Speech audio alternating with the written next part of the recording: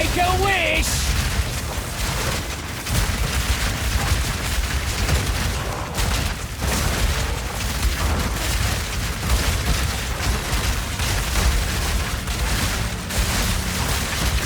Easy.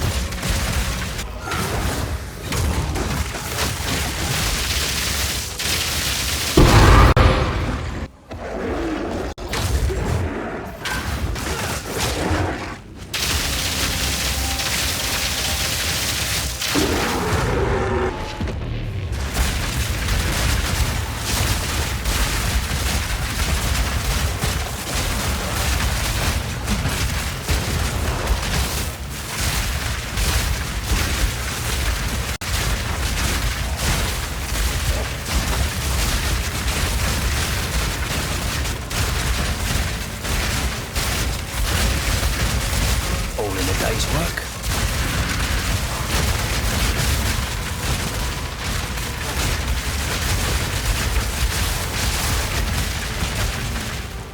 We that are one. We tire.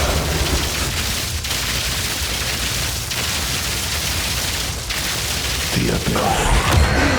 We that fail.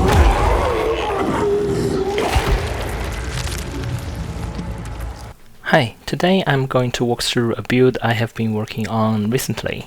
Explosive Shockburst Tactician with Tempest. First, let's look at gears. We will need this surrounded helmet to be treated as surrounded all the time. We will need this glove to convert fire damage to lightning damage. And we will need the crossbow with high damage and attack speed and like plus levels to attack skills, as well as quarterstaff with higher damage and plus some level of all melee skills. That's for attack.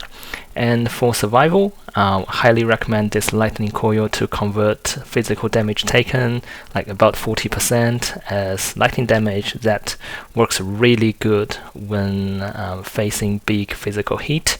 A lot of bosses do it, and it will be very appreciated when you see that you didn't get one hit, one shot by those big physical heat.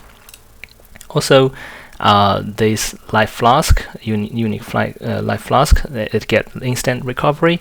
Also, it can give you extra guard when exit your life pool. Highly recommend these two things for survival.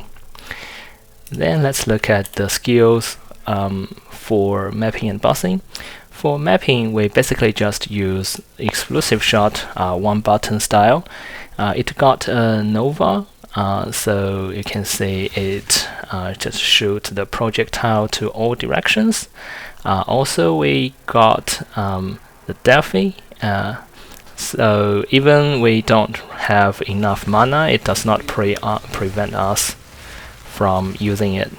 Apart from that, we have Combat Frenzy, which generate frenzy charge for us, and we use charge regulation to benefit from those charges. It gives us 15% more skill speed for each frenzy charge. Herald of Thunder and Herald of Ash is going to help us extending our AoE to the next level when map clearing. So that's for mapping.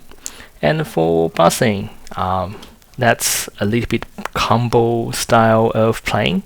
So first of all, we are going to need to place a banner. That banner provide more attack damage and attack speed, but with a time limit.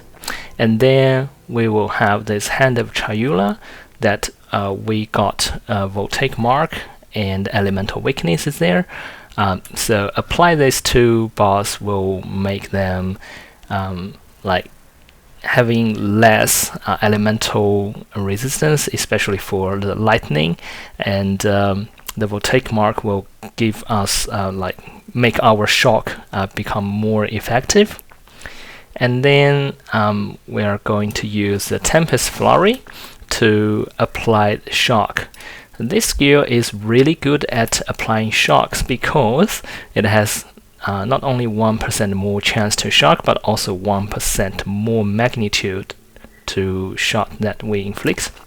So as you can see, even without the overcharge that support gem, it gives us about 80% of shock magnitude, and with this voltaic mark applied from the hand of Chayula, it's always going to be 100%.